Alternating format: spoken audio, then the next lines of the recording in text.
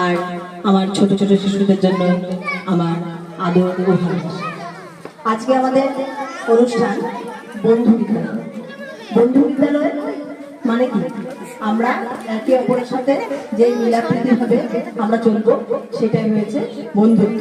আর সেই বন্ধুত্বে আমাদের অনেক কিছু শেখায় আমাদেরকে, কিভাবে করে শেয়ারিং করতে হয়, কিভাবে করে মিলতে হয়, সামাজিকভাবে কিভাবে চলতে হয়, আমরা সেগুলো বন্ধু থেকে আমরা শিখতে পারি।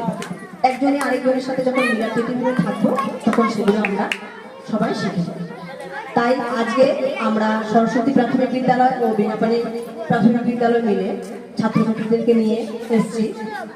ওরা কিছু খেলাধুলা করবে, সে খেলাধুলার মাধ্যমে হার জিত থাকবে, কেউ হারবে কেউ জিতবে, কিন্তু কি আমরা যারা জিতবে তারা তো আনন্দ উপভোগ করবে, আর যারা হেরেও যাবে তারা যাতে মন খারাপ না করে ভাবে পার্টিসিপেশন করাটা, আমরা যে এসেছি, আমরা যে এখানে পার্টিসিপেশন করতে পেরেছি, সেটাই আমাদের জন্য বড়।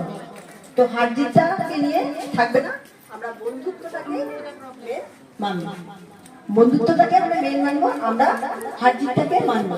ঠিক আছে, তবে এই প্রতিজ্ঞা করবো যে আমরা হেরে গেলেও আমরা রাগ হবো না, আমাদের অভিমান হবে না, আমরা শুধু বন্ধুত্বের জন্য। ঠিক আছে, আজকে আমার বক্তব্য এখানে শেষ করবো।